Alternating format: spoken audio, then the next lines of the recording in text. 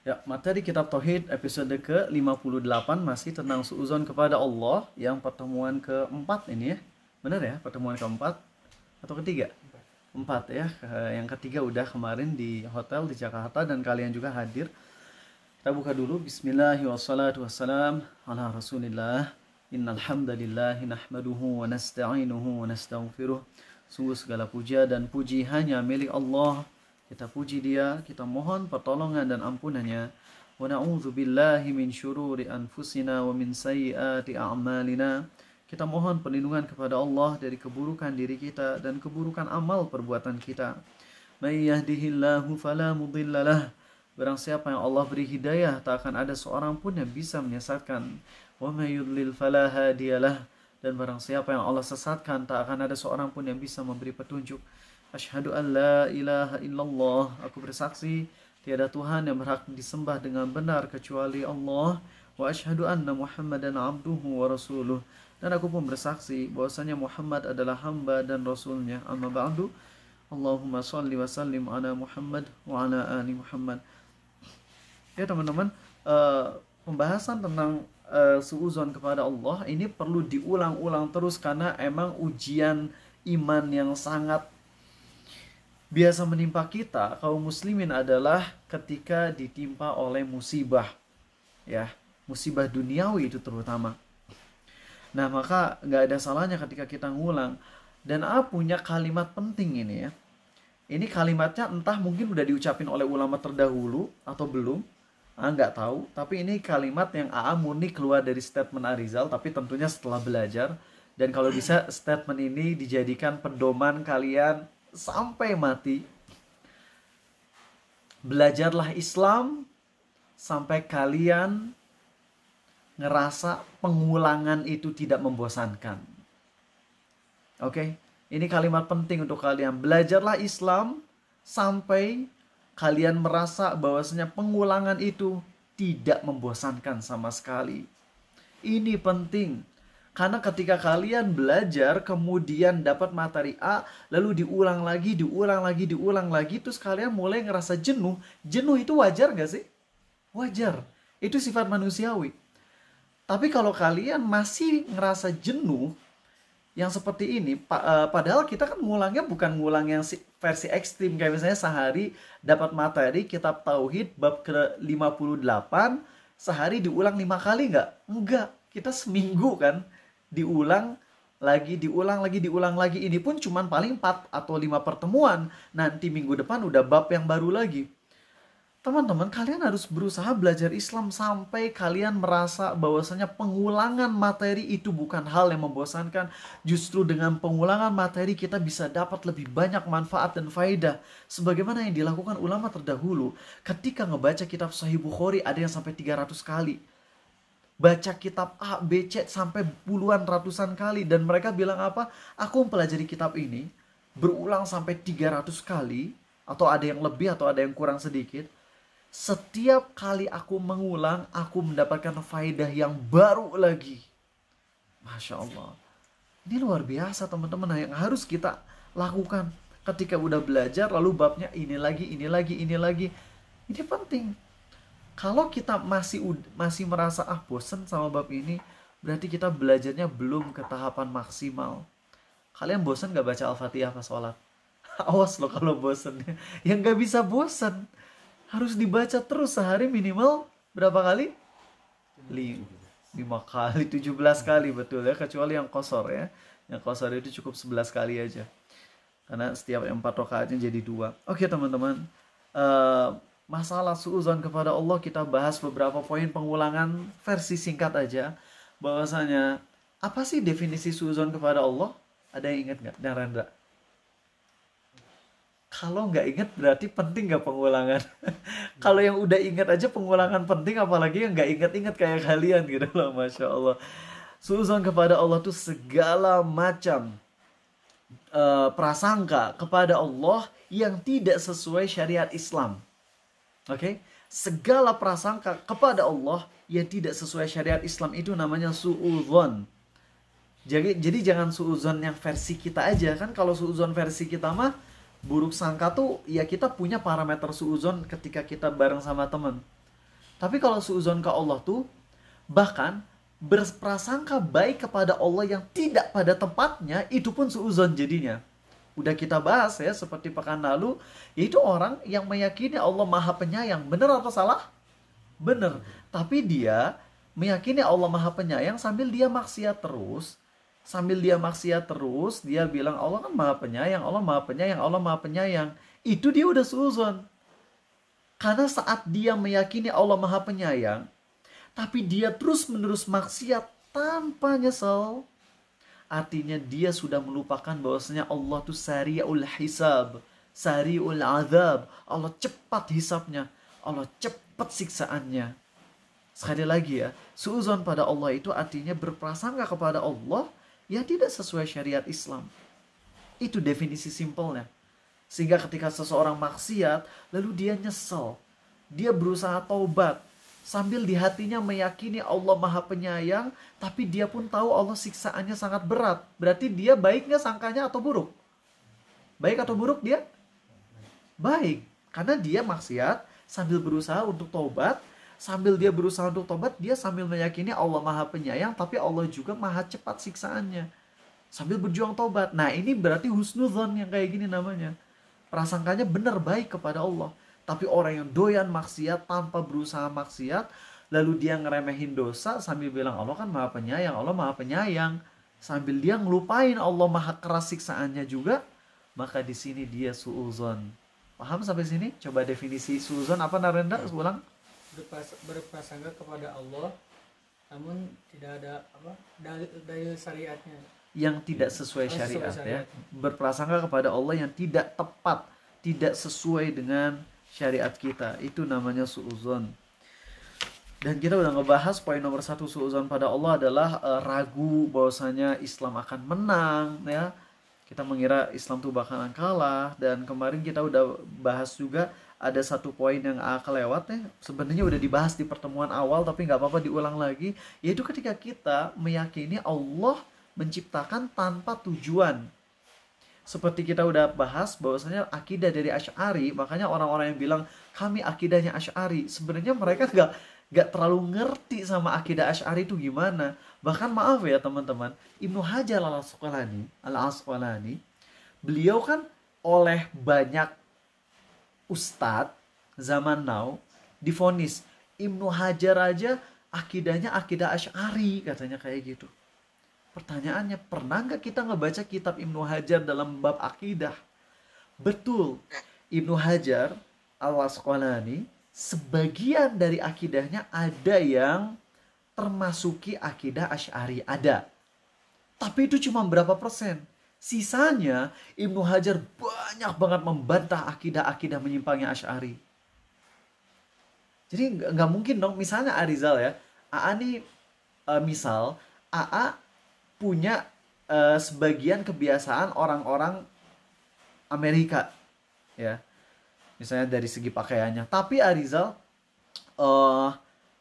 AA sering banget mengkritisi kebijakan Amerika, ya, menjelek-jelekan keburukan mereka, menjelek-jelekan kekufuran mereka.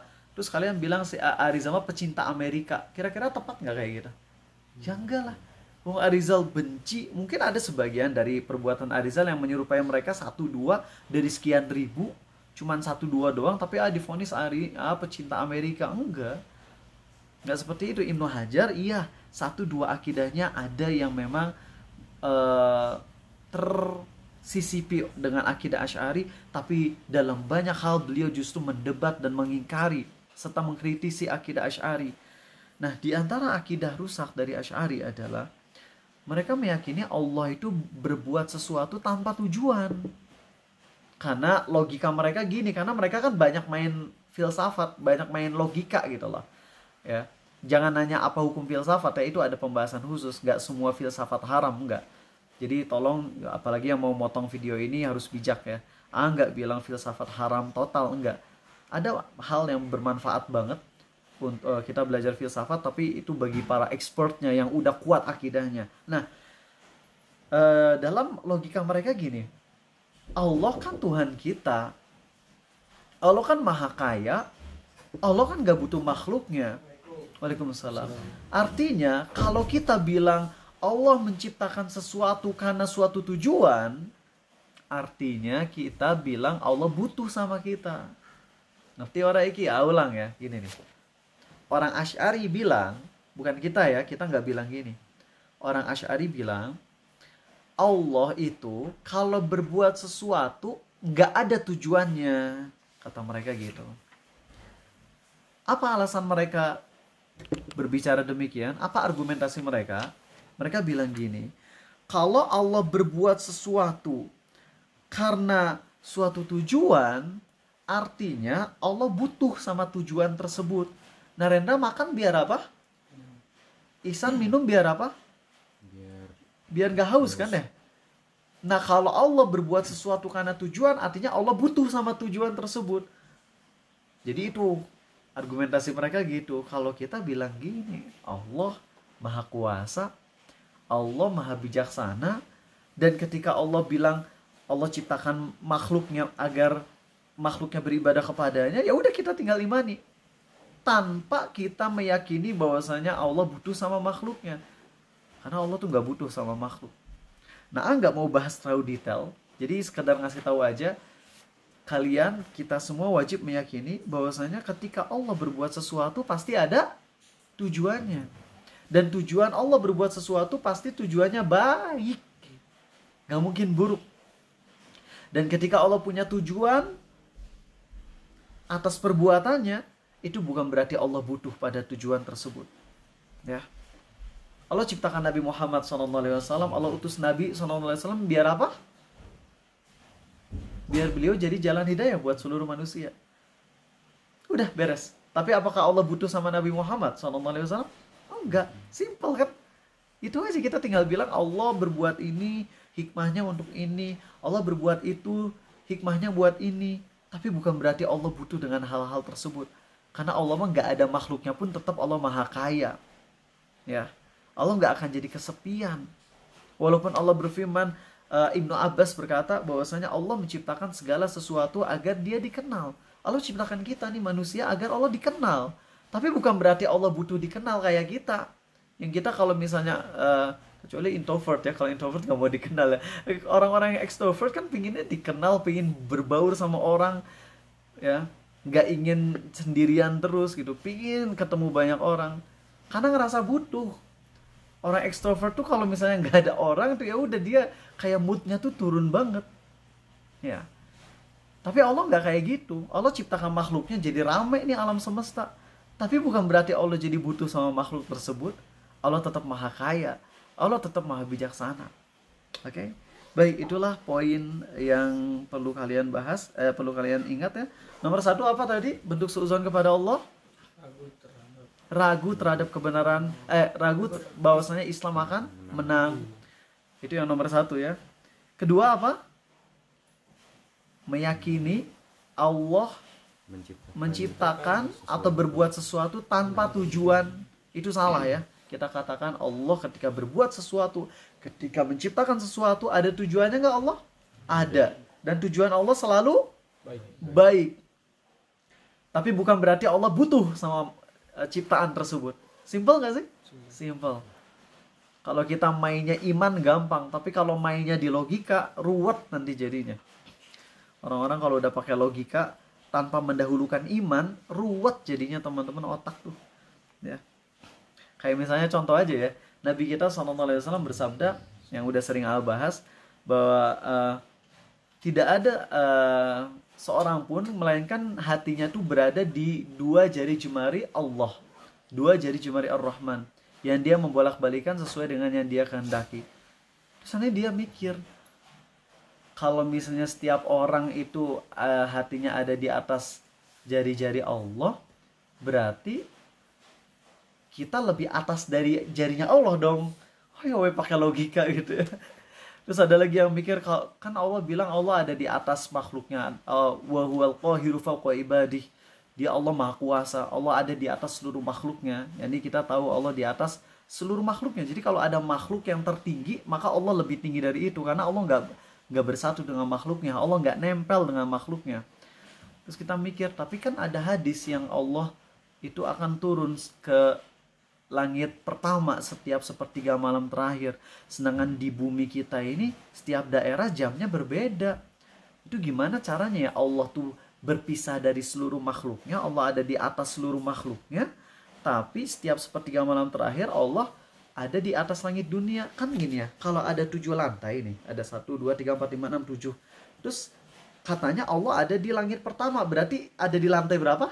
Kalau analogi kitanya, lantai 1. Berarti kalau Allah ada di lantai 1, Allah berada di bawah lantai 2. Ya nggak sih, logikanya gitu kan ya? Kalau Allah ada di langit 1, berarti Allah ada di bawah langit kedua. Ya makanya jangan pakai logika atuh. Siapa suruh pakai logika? Da Allah mah turun ke langit dunianya nggak kayak Naruto loncat dari lantai 7 ke lantai 2. Ya.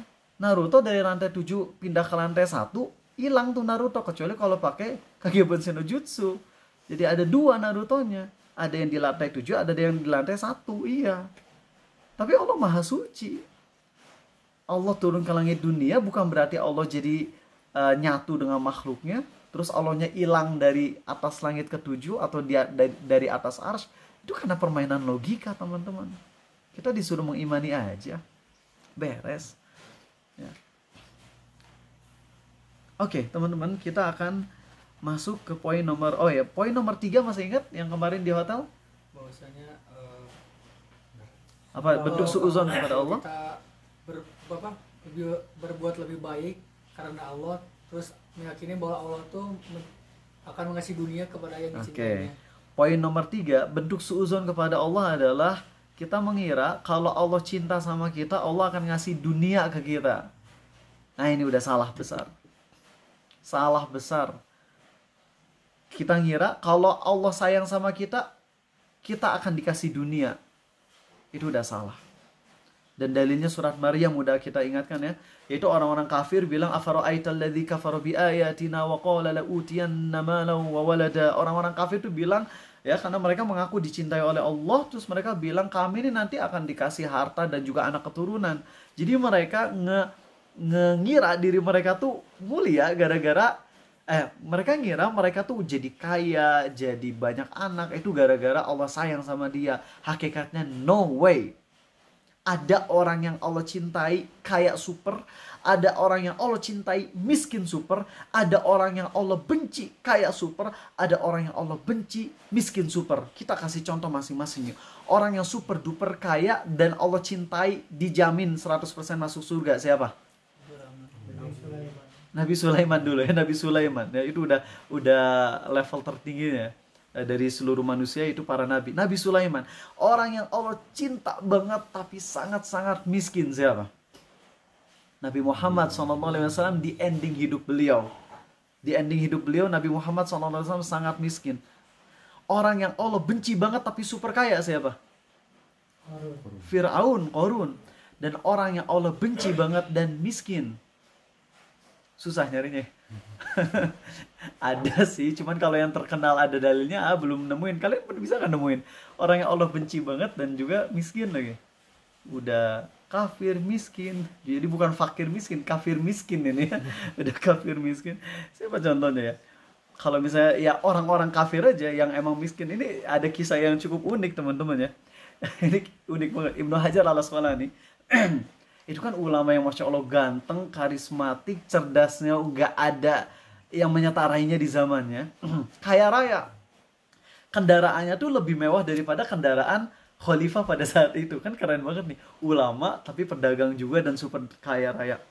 Terus datang orang Yahudi, ya, tukang jualan minyak, miskin, compang-camping, wajahnya tuh penuh dengan ya, pokoknya kalian bisa ngebayangin lah, gembel lah gitu ya. Yahudi gembel gitu. Si Yahudi gembel ini ngomong ke Ibnu Hajar al-Asqalani, "Ya Syekh, qala Rasulullah sallallahu alaihi wasallam." Woi, Yahudi ini ngomong gitu ya. "Hei Syekh, Nabi Muhammad tuh Rasulullah, menurutmu Rasulullah ya, sallallahu alaihi wasallam tuh bersabda, ad-dunya sijnul mu'min wa jannatul kafir."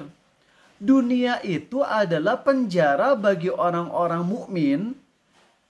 Dunia itu penjara buat orang-orang Islam. Tapi surganya orang-orang kafir. Tapi kok realitanya berbeda ya? Dunia kan penjara bagi orang-orang yang muslim.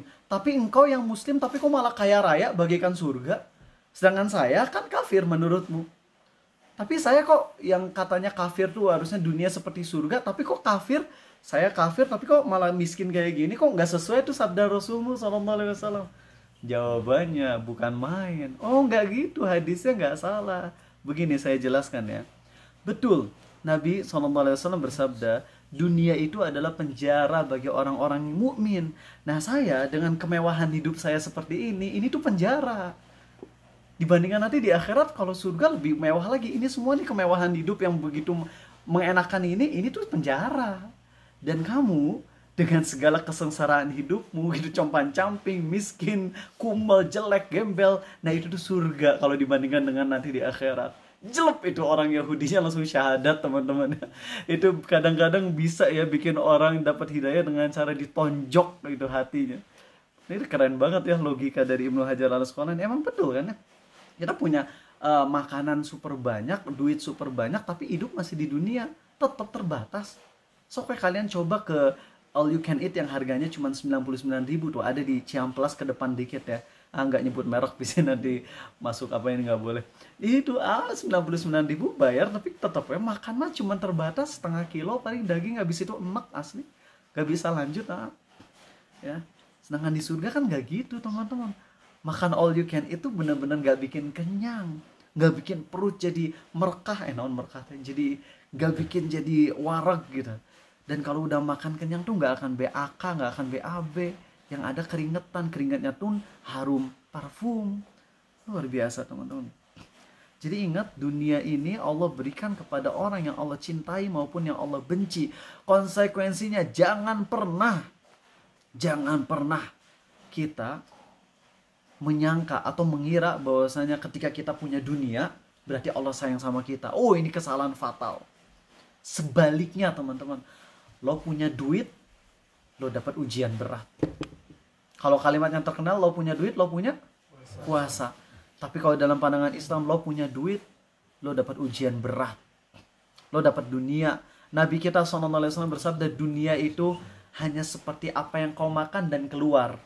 Kalau bahasa frontalnya apa? Dunia itu bagaikan tai. Kalau bahasa kitanya. Tapi Nabi SAW ngomongnya kan sangat bahasanya elegan gitu ya. Gak nyebut bahasa yang kotor gitu. Makanya beliau bersabda, dunia itu bagaikan apa yang kau makan, lalu lihat apa yang keluar. Itu bahasanya luar biasa banget, elegan banget. Ini kan lagi mencontohkan bahasa premannya gitu ya. Bukan berarti mengubah-ubah isi hadis, bukan. Teman-teman, dunia itu bagaikan kotoran manusia. Kalau ada orang yang di wajahnya ada kotoran, kalian akan kagum gak? Kotorannya kotoran manusia gitu. Kalau kotoran mata masih kita wajari bangun tidur, tapi kalau bangun tidur ada kotoran manusia, ente tidur di mana ini? Jangan-jangan sleepwalking terus nyuslep di WC gitu ya. Terus WC-nya belum di flush gitu. Ya kita jijik lah ngelihat kayak gitu. Dunia itu bagaikan kotoran manusia. Dan dunia ini bakalan jadi super mewah, super indah kalau kita pakai dunianya untuk akhirat. Tapi banyak yang kebalikannya. Mau sedikit cerita teman-teman. Ini dapat cerita langsung dari murid Arizal sendiri yang emang ada di sana. Dan sangat percaya. Dan pun tahu pelakunya emang kayak gini sifatnya. Donatur terbesar Paradise Driver. Produknya pun masih ada di rumah ini. Yang istri Arizal dan Arizal pun mengkonsumsinya. Ini ketemu sama orang ini. Iya, dia cukup terkenal dulu waktu dia masuk kasih solusi. Terus di podcast kayak gitu cukup terkenal produknya. Dan dia cerita ke Arizal kalau dia tuh sebulan dapat 200-300 juta profitnya dari bisnis tersebut. Dan dia pun flexing kalau dia sedekah sebulan tuh ya 200 juta lah kurang lebih. Ya niatnya motivasi, oke, kita husnudzon, dia niatnya motivasi bukan ria. Tapi sejauh interaksi sama dia, mulutnya nggak dijaga. Kalau ngomong tuh nggak pakai dalil, ngomong ngelantur. Apalagi ketika dia datang ke rumah ini kemudian cerita tentang bumi itu bukan bulat, bumi itu datar. Dengan segala macam dalilnya ngaco pokoknya udah. Dan dia pokoknya bilang, itu ulama-ulama yang bilang bumi itu bulat tuh mereka semua udah nggak benar gitu. Mereka semua salah. Dan itu ngomongnya ngelantur sampai cerita kalau bumi itu nanti ada, kenapa terjadi gempa bumi? Karena di bumi kita tuh yang datar itu di bawahnya ada rumput-rumput, terus sama Allah dikelitikin. Astagfirullah, ini dari mana ini? Asli ama geram itu. Jadi sama Allah digini-giniin, jadi si rumputnya goyang-goyang, makanya terjadi gempa bumi. Mau ngedebat juga bingung. Soalnya nyerocos terus. Ngasih tahu sedikit udah di debat lagi. Udahlah, diem aja deh, bukan berarti setuju. Paham sifat dia yang kayak gini. Tadi yang tentang Allah ngelitikin itu agak abu-abu, pokoknya sempat ngedenger kayak gitulah pokoknya, kurang lebih. Yang jelas dia ngomong tanpa dalil, cuman kan dia ngerasa hebat mungkin dengan hartanya. Dan udah ngelihat itu, punya firasat yang buruk tentang orang ini. Tentunya Allah Maha Kuasa untuk memberi hidayah kepada dia dan Arizal dan kita semua. Tapi tentu kritik wajib untuk lakukan. Dan nggak nyebut orangnya karena agak bahaya juga. Ini teman-teman baru dapat dari murid Arizal tentang info tentang orang ini. Jadi teman-teman, ada suatu SD. Yang SD ini dibikin oleh orang-orang yang emang pengen ngebantu orang-orang miskin agar bisa tetap bersekolah dengan sekolah Islam. Yang namanya orang udah bangun perizinan, perjuangan orang-orang yang pingin bikin SD ini kan luar biasa. Terus apa yang terjadi? Si Fulan ini donasi, kalau ditotalin sekitar 600 juta lah, buat uang bangunan dan sebagainya. Mau nanya nih, kalau misalnya ada sekolah, ya ada sekolah nih, suatu sekolah, ada pengajar, perlu digaji nggak para pengajarnya? Perlu. Kalau misalnya keuangan sekolahnya minim, bagaimana cara menggaji gurunya? Ya dari SPP murid, ya nggak sih? Logis nggak sih? Logis. Kalau misalnya SPP murid nggak boleh ditarik, SPP dari murid, maka solusi lain agar guru-guru tetap bisa digaji adalah dengan cara apa? Ngemis ke donatur, ya nggak sih? Paham kalian ini? Tapi ya, apa yang terjadi? Dia kan donasi 400 juta plus yang tambah-tambahannya gitu. Ya kalau udah donasi ya udah beres. Tapi lihat, sebagai bentuk penghormatan atas Fulan, maka si kepala sekolah SD ini ngangkat si Fulan jadi penasehat. Ngerti gak sih kalian apakah arti penasehat? Penasehat kan yang nasehatin ya, bukan ngatur. Cuman ngasih nasehat. Yang menjalankannya siapa nanti? Tetap kepala sekolah. Kalian teh nyambung gak sama Rizal? Bener, asli nyambung ya. Ini ada sekolah, bayangin nih, ini si Fulan udah bikin sekolah, dengan perizinan, perjuangannya udah mati-matian. Lalu kemudian datang orang yang super duper kaya ini, donatur Paradise Refer yang super wah ini, ya. Tapi sekarang udah nggak donasi lagi ya. Si donatur ini dia ngasih donasi sekitar 400 juta plus. Semuanya itu ngasih. Setelah udah ngasih donasi, pihak kepala sekolah mengangkat si Fulan jadi penasehat. Ya sebagai bentuk penghormatan lah. Jadi penasehat. Setelah jadi penasehat, teman-teman tahu apa yang terjadi? Itu semua kegiatan tuh kayak dia ngatur banget, kayak super boss banget. Dan diantaranya adalah yang kejadian kemarin, guru-guru tuh susah dapat uang lagi, susah dapat gaji karena uang mentok. Sehingga kepala sekolah ngambil kebijakan, ya ini dibikin akad SPP. Dan itu wajar, boleh akad SPP. Kan si Fulan cuman ngasih donasi untuk uang pembangunan doang, bukan ngasih uang bulanan untuk untuk gaji guru. Jadi si Fulan nggak ngasih uang buat ngegaji guru. Fulan cuman ngasih uang pembangunan doang sama ngasih makan guru-guru, makan siang gitu. Nasi padang lah rutin. Tapi itu menjadikan dia jadi ngerasa kayak hebat. Kemudian si kepala sekolah ini mau bikin aturan, yaitu ya semua yang jadi siswa ya mulai sekarang bayar lah. Karena kita udah nggak bisa ngegaji guru, nggak ada pemasukan uang. Tapi si Fulan ini ngomong, nggak boleh minta SPP dari murid. Sekolah ini harus sekolah gratis. Nggak boleh minta SPP dari murid. Dia bingung asli.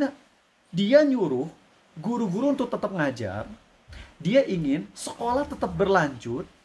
Tapi ketika keuangan itu habis, dia nggak ngasih donasi rutin lagi. Dan emang nggak pernah ngasih donasi rutin, kecuali sekedar nasi padang. Tapi ngelarang kepala sekolah juga untuk ngambil SPP dari murid. Terus pas udah dimusyawarahkan, Pak, ini kami mau gaji gimana? Udah keuangan tuh nggak bener. Si fulan nuduh kamu korupsi, kepala sekolah. Innalillahi wa inna ilaihi raji'un. Oke, itu udah fitnah satu ya. Kepala sekolah udah bikin klarifikasi, saya nggak korupsi. Terus kalau keuangan tuh diapain namanya tuh, di audit. Udah nyewa audit ke kantor polisi, udah semuanya, dan terbukti kepala sekolah nggak bersalah, tapi masih tetap kekeh Anda korupsi. Buat apa ente sedekah 500 juta, tapi kalau ujung-ujungnya memfitnah orang korupsi, udah terbukti nggak korupsi tapi tetap divonis korupsi. Dan yang paling bikin gregetnya ketika dia bilang statement ini, kenapa keuangan kita ini jelek? Karena kalian nggak bertakwa sama Allah. Jelek. Nabi Muhammad SAW jadi ketika jatuh miskin karena beliau nggak bertakwa ya? Hah? Greget orang teh. Asli, cuman nggak bisa ngedebat karena kalau udah punya duit, bener lo punya duit, lo punya kuasa. Gitu ngomongnya. Sampai kemarin kepala sekolah, karyawannya tuh udah mau dipolisin, dan itu kayak ngedesak banget, harus masuk penjara. Gila asli. Amat serem kalau udah punya duit jadi kayak gitu ya. Allahu Akbar. Ente kalau punya duit sedekah ya sedekah. Ente punya duit mau ngasih ke Paradise Driver, sorry kalau misalnya ngasih syarat terus gini. Kalau ente mau ngasih duit silakan, aku akan gunakan duitnya untuk postingan dakwah, tapi nggak mau ngasih duit juga nggak apa-apa. Kalau ngasih duit, kemudian jadi sombong, kemudian sampai memvonis gini, kalian ini keuangan nggak baik karena kalian nggak bertakwa sama Allah. Artinya kesimpulan dari statement itu apa sih? Berarti kalau bertakwa sama Allah pasti duitnya banyak. Berarti kalau kita dicintai Allah identik dengan banyak duit. Karena emang mikirnya duniawi. Padahal kita udah sering diulang-ulang di sini. Oi, yang banyak duit, kalian lagi banyak tai, bro. Maaf kalau Arizal rada kasar. Lagi banyak duit, lagi banyak tai kalian. Lagi banyak duit, lagi banyak dunia kalian. Dan di akhirat lebih berat siksaannya. Tapi kalau kalian bisa menggunakan duit tersebut di jalan Allah tanpa jadi sombong kayak orang ini, tanpa jadi zolim kayak orang ini, maka yang maaf, yang tai itu, yang asalnya tai, kotor, disgusting, itu akan berubah menjadi sesuatu yang sangat harum. Menjadi pahala akhirat. Tapi ujiannya berat. Asli, orang yang udah dapat kekayaan tuh berat, teman-teman. Kemungkinan zolimnya besar. Masih ingat tahun lalu ketika ada toko elektronik yang zolim, AA ngasih nasihat ke orang-orang jangan kayak toko elektronik itu, udah banyak yang jadi korban ya. Murid-murid Arizal banyak yang laptopnya jadi malah rusak, terus nggak mau tanggung jawab, malah customernya dimarah-marahin, udah banyak yang terzolimi dari karyawan dan sebagainya. AA mau ditangkap polisi sama dia sampai nyewa pengacara untuk ngebuat Arizal masuk polisi. Syukurnya apa, tahu apa? Pengacaranya bawa kabur duit dia, alhamdulillah ya. Puas Arizal mah asli, puas. Soalnya kalau pengacaranya baik ke dia, otomatis saya di penjara tuh. Jadi pengacaranya alhamdulillah atau astagfirullah ya, jadi bingung Arizal ya. Alhamdulillah pengacaranya bawa kabur uang dia. Ya tetap astagfirullah ya, nggak boleh ya. Cuman ada hikmahnya gitu. Pengacaranya jahat, bawa duit dia sehingga dia nggak jadi ngebuat Arizal masuk penjara. Sampai segitunya orang kaya, murid Arizal tuh. Maaf kalau jadi rada-rada marah gini karena asli greget kalau orang udah punya duit ya. Ini poin ini harus ditekankan. Karena banyak motivator-motivator muslim yang sekarang jadi super duper kaya, ujung-ujungnya pakai dalil kalau bertakwa kita jadi kaya. Nah itu si murid Arizal itu, ini dua orang ini tuh bersekongkol teman-teman. Dua orang yang tadi ceritain itu dua-duanya bersekongkol banget. Yang pertama donatur Paradise Driver yang itu, yang tadi cerita yang mau penjarain si kepala sekolah itu. Yang satu ya ini murid Arizal yang mau penjarain Arizal. Gara-gara Arizal melarang orang-orang untuk datang ke toko dia. Padahal nggak nyebut nama tokonya loh. Nggak nyebut nama tokonya sama sekali. Sehingga kalaupun mau ke pengadilan ya dia nggak punya bukti. Arizal di semua medsos nggak ada nyebut toko dia tuh, nggak ada. Cuman orang-orang paham itu maksudnya dia. Karena udah terkenal zolimnya. Kaya. Mereka orang kaya dan zolim. Dan mereka dua-duanya sama statementnya, yaitu kaya itu dengan pokoknya secara makna sama, yaitu mereka merasa kalau kita bertakwa kita banyak duit, kalau kita nggak bertakwa kita miskin. Sampai keluar statement dari dia apa di status WhatsApp-nya, lo miskin karena lo goblok katanya. Asli itu ngebaca status itu geram banget asli. Lo kaya tapi lo zolim, maka di hari kiamat kamu akan nerima balasan dari Allah, yaitu orang-orang yang kau zolimi itu, kecuali kalau kamu taubat. Tapi serem teman-teman asli. Kalau ngedenger kisah-kisah dari orang-orang yang kaya ini, mereka tetap bersembunyi di balik, tapi saya menggunakan uang saya di jalan Allah. Ketika kritisi, nih lihat kamu akad di kerjamu ini udah rusak. Kamu ngegaji karyawanmu sekian untuk jam kerja sekian, tapi kamu tambahin jam kerjanya luar biasa, di luar batas, tanpa gaji tambahan, itu zolim. Terus dia alasannya apa? Tapi saya ini mendidik orang-orang setiap kerja, sholat 5 waktu di masjid. Atau 3 waktu lah, duhur, asar, maghrib tuh di masjid. Di sini ada gym, di sini ada kajian. Emang gara-gara ente menyediakan gym dan kajian, itu jadi halal untuk berbuat zolim apa? AA bantu Ahmad misalnya, Ahmad butuh kebutuhan, AA bantu Ahmad, kemudian gara-gara AA bantu Ahmad, AA jadi boleh nenggel gitu. Jadi pancing bagnya Arizal aja gitu, dor gitu. Ketika Ahmad bilang, jangan zolim ke saya, AA bilang, kan AA udah bantu. Apa-apaan ini? Apa-apaan ini teman-teman? Maaf kalau poin ini AA ulangin abis-abisan, karena sekali lagi mindset orang Islam tuh kayak gini, banyak yang ketika udah kaya ngerasa kita kaya, kita dicintai oleh Allah, terus habis itu kayak bebas untuk berbuat zalim. Gimana versi benernya? Nih versi benernya. Kita kaya, ini ujian berat, hisab makin berat di hari kiamat, dan ujian kesombongan makin berat. Ujian ingin beli ini itu yang gak manfaat pun semakin berat. Siksaan Allah makin dekat. Kecuali kalau saya bertakwa dan saya tetap tawadu. Saya tetap akan berusaha memperbanyak uang saya, tapi semakin banyak uang saya ini, saya harus semakin banyak bantu orang, dan habis itu saya udah nggak usah nganggap bantuan dari saya itu. Dan itu berat untuk mencapai orang itu. Saranin kalian semua yang di sini sukses, ya, sukses jadi kaya raya asli, ya, bukan jadi kaya iman aja, tapi kaya iman dan kaya raya duitnya. Tapi setelah udah jadi super duper kaya, mari jadi orang yang down to earth teman-teman, low profile, jadi kayak nggak ada apa-apanya. Salah satu poin dari Imam Al-Ghazali dalam kitab Ihya Ulumuddin adalah, kalau kamu sedekah, setiap kali sedekah tuh ngomong di hati, ya Allah ini sedikit banget dibandingkan karunia yang kau berikan kepada aku. Kalau Ihsan punya uang 1 triliun, kira-kira mau rutin bulanan sedekah berapa? Yang real aja, nggak usah 500 miliar, itu terlalu berlebihannya. 1 triliun Ihsan, mau rutin sedekah bulanannya berapa? 1 M. Oh, 1 miliar nanti 1000 bulan udah habis. Duitnya. Kan beli di kan terus diputar lagi di Bitcoin gitu. Oh ya, oke. Paham lah yang main Bitcoin mah gitu ya. Oke lah. Sedekah sebulan 1 miliar, oke. Ketika sedekah 1 miliar itu tuh benar-benar bilang, ya Allah ini dikit banget. Sedekah 1 miliar tuh berarti cuma 1 per mil, 0,1% kan. Pahalanya lebih gede Arizal kalau A punya uang 1 juta terus A sedekah 100.000, A masih lebih gede pahalanya di sisi Allah. Karena A sedekahnya 10%, Ihsan sedekahnya cuma 0,1%. Itu pertama pahalanya lebih dikit ya.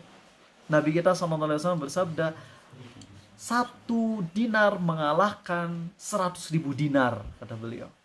Kok bisa ya Rasulullah? Beliau bersabda, ada orang yang punya 2 dinar lalu dia sedekah 1 dinar. Berarti kan 50% ya. Dan ada orang yang punya harta yang melimpah ruah lalu dia sedekah 100.000 dinar. Maka itu nilainya lebih sedikit. Jadi kalau kita sedekah ngaku ini, ya Allah ini sedikit banget.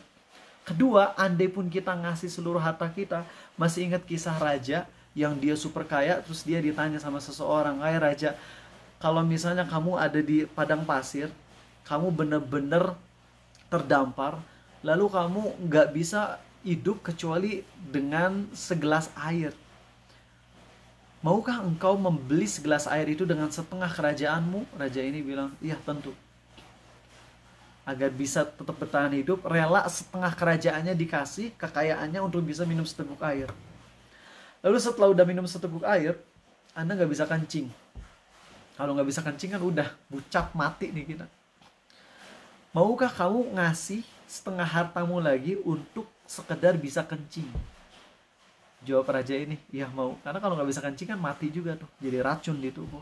Berarti harta kekayaanmu cuman senilai dengan segelas air dan juga kencing. Miskin kita teh asli teman-teman. Kalau udah nyadar diri, makin kaya makin ngerasa aduh berat ya Allah. Itu yang harusnya ada di kita. Jangan petantang petenteng. Aku udah berusaha taubat hijrah nih. Kan itu yang dia gembar-gemborkan pas lagi di podcast. Saya dulu bisnis dengan riba. Oh hancur. Utang saya berapa miliar. Lalu ketika saya kembali ke Allah, saya taubat, semua hutang riba saya hilang dan juga sekarang bisa bisnis dengan profit yang ratusan juta. Itu kan yang ditekankan itu. Kalau gimana? Misal ada dalam kondisi itu dan na'udzubillah nggak pingin. Apinya ada di kondisi jadi miliarder tanpa harus bangkrut sama sekali. Ya amin. Jangan insya Allah lagi tapi amin gitu. Amin. Harus gitu ya. Amin ya Allah. Nah kalau AA misalnya emang dalam kondisi itu, akan berusaha ngomong kayak gini ya. Misalnya ini mah, ya saya dulu gagal karena dosa-dosa saya, bisa jadi ya saya terjatuh ke riba, saya taubat, dan setelah taubat alhamdulillah Allah lapangkan rezeki saya. Tapi kelapangan rezeki saya ini, saya nggak yakin ini lebih baik daripada sebelumnya.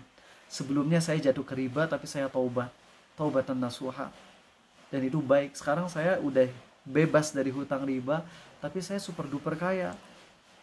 Sekaya-kayanya kekayaan saya ini justru bisa mendorong saya untuk lebih banyak maksiat, dan saya takut kalau saya nggak kuat dengan harta ini, kalau membuat saya semakin jauh dari Allah. Kalau kayak gitu enak orang yang ngedengerinnya asli. Jadi mereka ya pingin juga jadi kaya, tapi mereka akan mikir-mikir kalau kaya nanti gimana ini hisapnya. Sehingga ketika mau kaya, yang diingetin tuh hisap dulu. Lalu perjuangan jadi kaya, tapi tetap takut sama hisapnya. Jadi akan jadi tawadu. Gak akan jadi tipe orang-orang beginian. Dan asli loh, lebih banyak yang gagal. Demi Allah, berani sumpah. Lebih banyak yang gagal. Ngomong demi Allah sok tahu atau bener?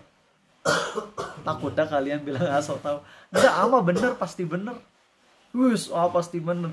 Soalnya ini yang ngomong langsung Allah. Di surat Shad. Wa qalilum min ibadiyas syakur. Ya. Di surat 34 surat Saba, dan juga di surat Shad ada wa innal khulata ila yabghi ba'duhum ala ba'din illa alladhina amanu wa 'amilus solihati wa qalilum mahum. Cuman sedikit yang sukses dalam masalah bisnis, jadi kaya, kemudian gak zolim tuh cuman sedikit kata Allah. Dan itu udah, kalau Allah udah bilang, perlu survei lagi gak? Ngapain survei ya? Tuhan kita pencipta alam, masa perlu survei lagi kita? Itulah teman-teman poin yang ulang dengan lebih panjang lagi biar jadi reminder buat kalian. Maaf kalau malam hari ini lebih banyak ngegasnya daripada tazkiyatun nafs, karena ya rasa penting untuk ini. Dan poin ini sebenarnya ngebahas secara mendalam, tapi waktunya sudah sangat singkat. Jadi paling ngasih spoiler aja. Poin nomor berapa ini tuh sekarang? 4 ya. Coba ulang. Poin nomor 1 apa? Ragu bahwasanya Islam akan menang ya. Mengira kalau kekafiran yang akan menang. Itu udah kita bahas di pertemuan 1, 2 ya. 1 dan 2. Kedua apa? Ragu bahwa Allah menciptakan tanpa tujuan. Iya, meragukan atau punya mindset bahwasanya Allah tuh berbuat sesuatu nggak ada tujuannya. Itu udah sesat kayak gitu. Kita bilang Allah berbuat sesuatu karena tujuan yang penuh dengan hikmah, tapi bukan berarti Allah butuh pada makhluknya. Itu yang benar ya. Kemudian ketiga tadi apa? Allah akan memberi dunia kepada yang Dia cintai. Kalau kita dicintai Allah, Allah akan ngasih kita dunia. Nah ini udah jelas, ini kesalahan fatal. Ya, kesalahan fatal. Poin nomor 4 teman-teman, yang nanti kita akan bahas pekan depan insya Allah, adalah menyangka bahwa Allah tidak akan membangkitkan manusia untuk dihisap di hari kiamat. Nah, poin ini sebenarnya kalau kita ngelihat dari sudut pandang kita, kayaknya nggak ada deh kita yang ragu bahwa Allah akan menghisap kita. Iya, dari sisi keyakinan, secara fundamentalnya kita yakin Allah akan menghisap kita. Tapi secara prakteknya, amal-amal kitanya justru bertentangan dengan keyakinan tersebut. Yang itu insya Allah nanti akan kita bahas di pertemuan minggu depan. Insya Allah, semoga Allah mudahkan. Dan teman-teman sekedar reminder, Api jadwalin kalian dari sekarang ya. 2 minggu lagi, insya Allah 2 minggu lagi kajian tauhidnya ada di hotel di Jakarta. Jadi buat yang Jakarta, Bekasi dan sebagainya segera daftar. Insya Allah hotelnya besar, di kamar hotel, tapi kamar hotelnya besar. Jadi nanti bisa muat lah untuk 10-20 orang juga cukup ya untuk kajian di hotel tersebut. Jadi nanti Aziz dan kawan-kawan nanti pada datang ke sana insya Allah ya. Oke, cuman nggak bisa nginep di hotel karena sama istri. Jadi kalian cuma datang, paling kalian kalau datang nanti pulang, terus paginya boleh main di hotel lagi kalau mau gitu ya. Karena Ariza mau ke kajian Syekh Abu Taimiyah, Mufti Meng dan sebagainya ya, 2 hari berturut-turut di Jakarta, 3 hari berturut-turut di sana. Insya Allah teman-teman kita masuk ke sesi tanya jawab. Yang punya pertanyaan tentang materi bagus, yang di luar materi juga boleh. Oke. Ada yang mau nanya tentang materi kalian? Di sini belum? Oke. Pertanyaan tadi dulu ya, yang belum sempat dibahas. Kalau konteksnya misal terkena penipuan, terus berpikir mungkin sedang tegur saya dan ada dosa, apakah itu termasuk suudzon? Jadi teman-teman, ini jawaban yang bagus banget dari Ustadz, siapanya di Blok M, lupa namanya.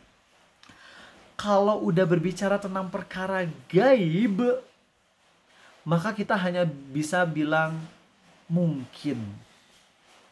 Gak boleh kita memastikan. Maksudnya gimana sih ya?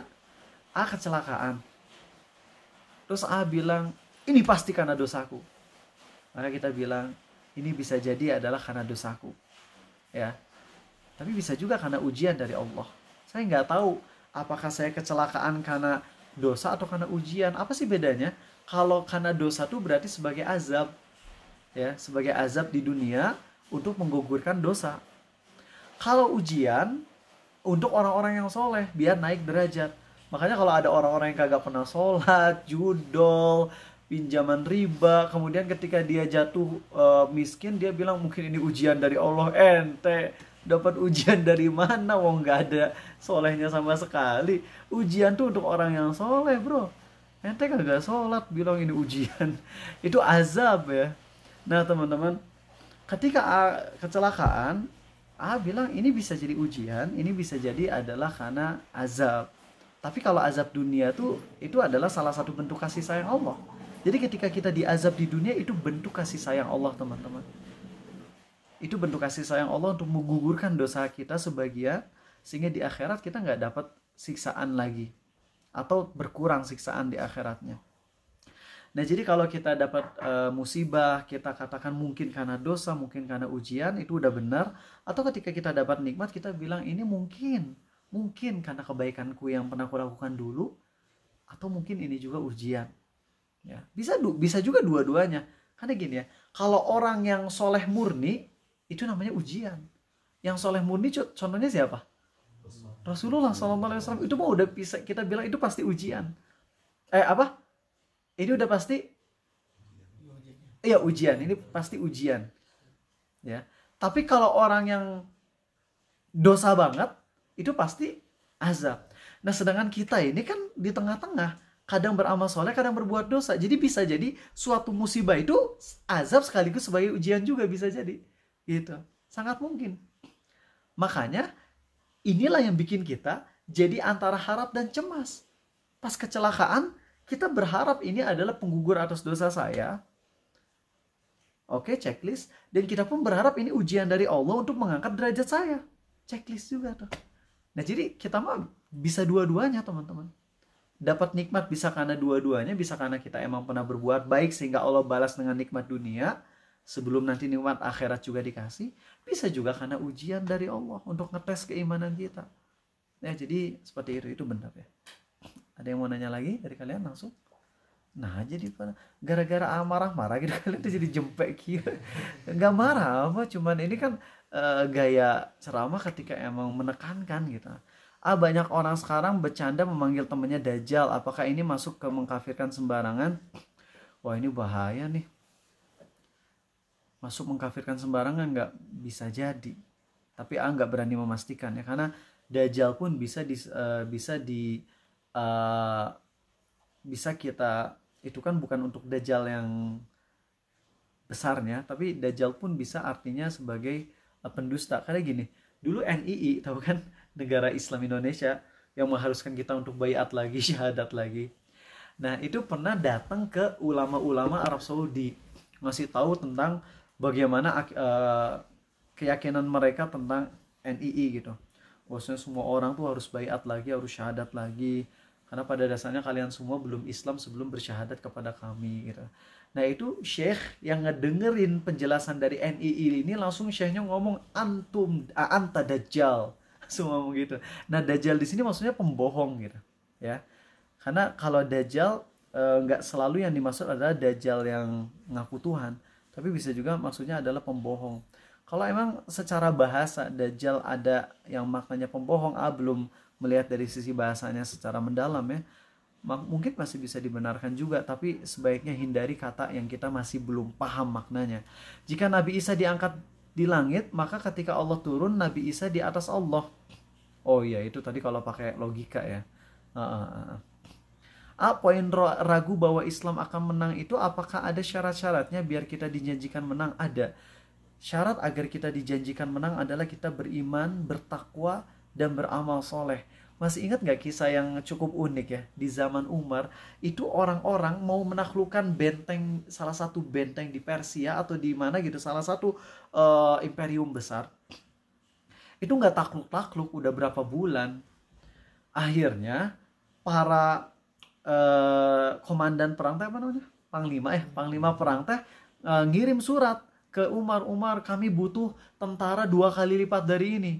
Umar yang cerdas bukannya ngasih tentara 2 kali lipat, tapi malah ngirim 2 ulama tabi'in. Nggak dikirim ulama, tapi dikirimnya tabi'in. Pas 2 tabi'in ini dikirim ke tengah-tengah barisan kaum muslimin, mereka berdua, 2 ulama ini melakukan observasi terhadap kebiasaan kaum muslimin selama lagi di ekspedisi perang, selama di tenda gitu. Ternyata kedua ulama ini menyimpulkan, ini tentara perang gak ditolong oleh Allah karena meninggalkan sunnah Nabi SAW. Tahu sunnah apa? Sunnah bersiwak. Sunnah bersiwak. Kalian meninggalkan sunnah Nabi SAW, makanya Allah gak ngasih pertolongan ke kalian. Mulai besoknya itu tentara kaum muslimin pada siwakan. Setelah siwakan, tiba-tiba musuhnya nyerah. Langsung nyerah lah, kan bingung ya, ini gak pakai nyerang apa-apa kok tiba-tiba musuhnya pada nyerah. Pas ditanya, kenapa kalian kami kepung berbulan-bulan tapi gak nyerah-nyerah, giliran kemarin kok tiba-tiba nyerah gitu. Langsung tentara kafirnya bilang, ya kami melihat dari atas benteng-benteng kami, kaum muslimin tuh lagi meruncingkan gigi-gigi mereka dengan kayu. Kami takut mereka akan memakan kami, katanya gitu, jadi kanibal. Akhirnya mereka nyerah, ya Allah. Gak gitu juga sih, cuman ya itu emang pertolongannya unik ya. Emang kadang Allah nolong dengan cara yang di luar logika kita, yang kadang kita bikin kita ngakak gitu. Tapi ya seperti itulah pertolongan Allah. Allah tolong ketika kita melaksanakan perintah Nabi SAW. Nah sekarang, jangankan larangan yang biasa, larangan yang sifatnya kekufuran aja masih kita lakuin gitu. Ucapan selamat hari kekafiran aja sebagian masih kita lontarkan. Ngeles pakai alasan ini kan bukan perayaan ibadah lagi dan sebagainya. Gak bisa lah. Gak bisa kayak gitu. Masih banyak hal-hal yang perlu dikoreksi dari kaum muslimin, yang mana itu menyebabkan pertolongan gak turun gitu. Dan ini gimana caranya sih biar kita bisa, kaum muslimin bisa baik? Tahu cara yang simpelnya? Amalin juz 28. Kalau juz 28 kalian amalin, keluarga kalian baik. Kalau setiap orang di keluarganya baik pendidikannya, maka masyarakat otomatis baik. Itu pasti. Juz 28 itu indah banget bagaimana Utsman bin Affan menyusun juz 28. Itu juz 28 dari surah Al-Mujadalah sampai surah At-Tahrim, itu banyak berbicara tentang bagaimana membuat keluarga yang baik. Kalau keluarga baik, masyarakat pasti baik. Kan masyarakat rusak gara-gara banyak orang-orang yang rusak. Orang-orang yang rusak mayoritasnya dari broken home. Itu luar biasa banget. Itu orang kalau broken home versi duniawi ya, tapi nggak broken din, home-nya mungkin broken, suami istri cerai, tapi agamanya nggak putus. Itu yang ada apa sih? Misal nih, sepasang suami istri cerai, tapi secara agamanya masih baik. Ya, karena cerai itu nggak selalu karena agamanya buruk. Nggak selalu. Usama bin Zaid bin Harithah dijamin surga, syahid. Istrinya Zainab, wanita yang udah dijamin surga karena istri Nabi SAW. Setelah cerai kan jadi istri Nabi SAW, yang otomatis jadi penghuni surga juga. Zaid bin Harithah dan juga Zainab bin Jahsy, ini dua-duanya manusia yang luar biasa, tapi cerai. Kalau misalnya secara duniawi cerai, ya, tapi ya secara agama juga cerai, tapi agama dari sepasang suami istri atau ex suami ex istri ini sama-sama baik, anak-anak tuh tetap akan baik agamanya.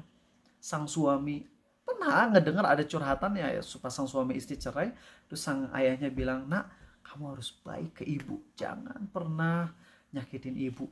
Baik ibu, sampaikan salam ayah untuk mantan istri ayah itu, ya, dan sampaikan permohonan maaf gitu. Semoga ibu semakin baik dengan suami barunya. Ya, kamu berbakti ya. Terus sang ibunya juga sama kayak gitu. Sampaikan salam, baik ke ayahmu, jangan membangkang. Yang ada enak. Karena Allah berfirman dalam ayat-ayat tentang cerai itu, Allah bilang apa sih? Wala tansa fadla bainakum. Jangan kalian lupa kebaikan dari masing-masing pihak gitu. Bayangin ya, lagi bicara tentang cerai, tapi Allah nyuruh suami jangan lupa dengan kebaikan istri, istri jangan lupa dengan kebaikan suami. Maka yang ada kalaupun cerai, hubungan tetap baik. Dalam artian hubungan sebagai sesama orang yang beriman. Anak-anak tetap baik jadinya. Lah sekarang kan orang udah mencerai suami istri, dan zolim lagi ex istri dan ex suaminya. Kamu jangan pernah lagi datang ke ayahmu. Kalau datang ibu gak akan pernah lagi ngaku jadi anak ibu. Kan gitu, zolim jadinya. Tapi kalau kita amalin surat juz 28 itu, surah At-Tolak aja, kalian kalau baca tuh nangis bagaimana Allah baik banget ketika nyuruh cerai pun ceraikan dengan cara yang baik, kata Allah. Jadi kalau mau ceraiin misalnya kalian gitu ya, naudzubillah, jangan terjadi ya, tapi kalau suatu saat kalian menceraikan istri kalian, kalian miliarder, kasih ke setengah harta kalian gitu ya. Ini buat kamu sebagai permohonan maaf dari saya. Insya Allah bakalan senyum, tapi nggak bakalan balik lagi gitu. Udah cukup ya, duit ini udah banyak, saya mau nikah sama yang lain aja, ya gitu. Tapi intinya kan setelah dikasih setengah harta kita akan happy ya, akan ngelupain kesalahan-kesalahan kita gitu. Oke, 6 menit lagi ya. Ada yang mau nanya kalian? Maaf keluar konteks, kalau memilih untuk tidak banyak memberi kepada saudara karena mereka malas atau tidak mau bekerja sama sekali, apakah saya berdosa? Enggak berdosa. Itu bagus ya, itu bagus. Ketika kita menahan pemberian kita dari seseorang yang sekiranya orang tersebut akan kurang baik ke kita, atau merekanya jadi malas untuk bekerja, itu nggak apa-apa ya. Apalagi kalau misalnya hartanya dipakai untuk kemaksiatan ya. Jadi juz 29 tuh itu banyak banget berbicara tentang keluarga, teman-teman, kalau kita hayati. Apakah ini 5 menit lagi ya. Apakah rasa khawatir ketika kita mendapatkan nikmat malah istidraj pertanda baik? Baik, bagus banget. Jadi kalau dapat nikmat tuh, ingat ya sekali lagi, kalau kita dapat nikmat tuh ujian atau karunia, bisa dua-duanya. Soalnya kita mah nggak full baik dan nggak full jahat. Jadi kalau dapat nikmat tuh kita takut kalau ini tuh sebuah istidraj, tapi tetap syukur juga ke Allah. Harus dua-duanya. Justru itulah yang nanti akan membuahkan rasa harap dan takut. Rasa harap itu ngebuat kita jadi nggak putus asa. Rasa takut itu nggak ngebuat kita jadi kepedean dan sombong. Bagus jadinya teman-teman. Oke. Bagus banget itu. Oke.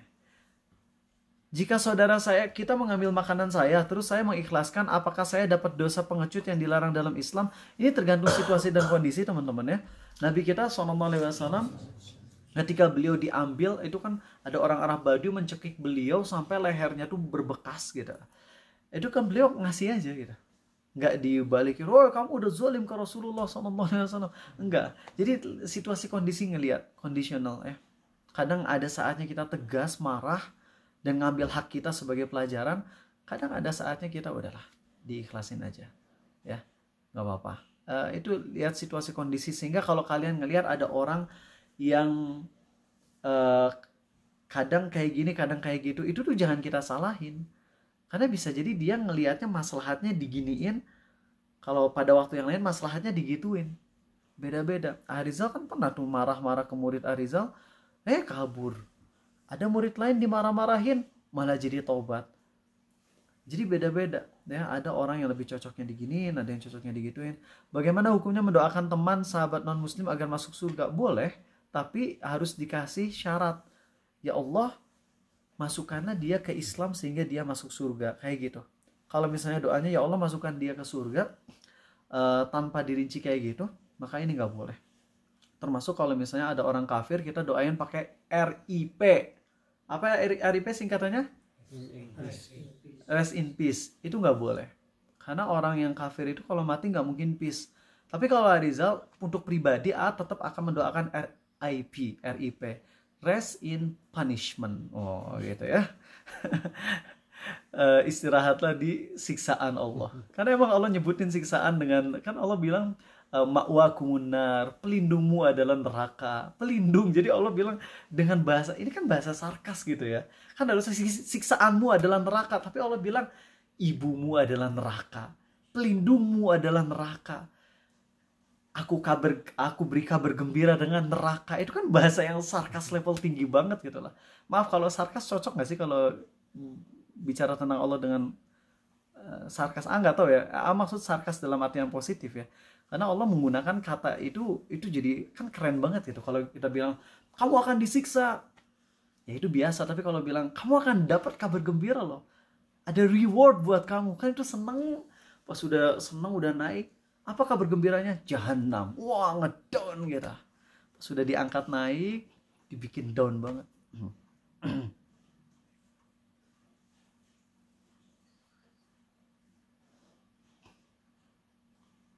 Oke. Apakah ada perbedaan pendapat antara boleh atau tidaknya melihat aurat rambut orang lain, contoh non-muslim yang nggak pakai jilbab? Belum tahu ya teman-teman. Sampaikan fatwa ini nggak ya? Nggak deh, jangan. Di sini nanti kaliannya jadi lebih longgar. Nggak. Cairan bening yang keluar dari luka atau najis, najis atau tidak? Nggak najis insya Allah ya. Besok jam 5.15 ya, kita kajian fikih insya Allah. Jangan lupa. Oke, ini pertanyaan terakhir sebagai penutup. Atau gini, minta maaf atas malam hari ini kalau misalnya banyak kekurangan dari segi penyampaian dan sebagainya.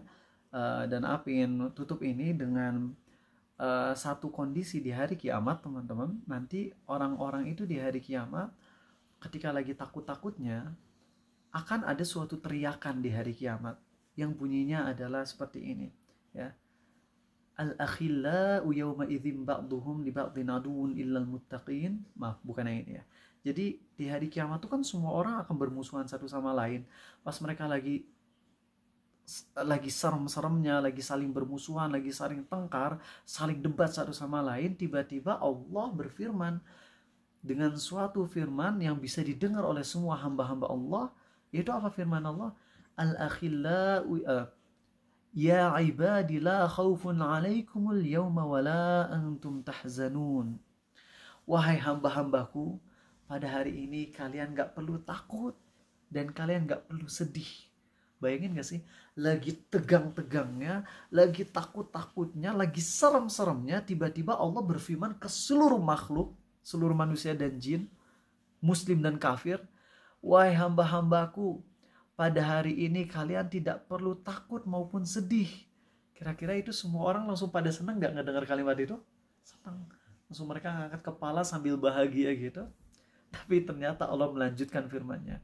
Alladzina amanu bi ayatina wa kanu muslimin. Yaitu mereka yang beriman kepada ayat-ayat kami dan mereka itu muslim. Cereng, itu langsung orang-orang kafir langsung pada sedih lagi. Kenapa ngingetin ini? Apa yang ngingetin ke kalian bahwasanya nikmat Islam yang Allah kasih ke kita ini luar biasa banget, yang jangan kita sia-siakan, yang mana Allah bisa cabut kapan aja. Maka kalau ada doa, waktu doa-doa yang mustajab, sarankan buat kalian doalah 3 hal ini ya. Pertama, doa agar kalian dimatikan dalam kondisi taubatan nasuha. Kalau kalian doa minta dimatikan dalam kondisi taubatan nasuha, itu udah sepaket pasti kalian doa minta mati dalam kondisi Islam. Ya, karena nggak mungkin orang kafir taubatan nasuha tuh nggak mungkin.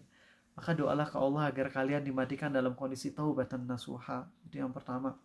2, doalah ke Allah agar kalau kalian pernah zalim ke orang lain, orang-orang tersebut mau memaafkan kita di dunia maupun di akhirat.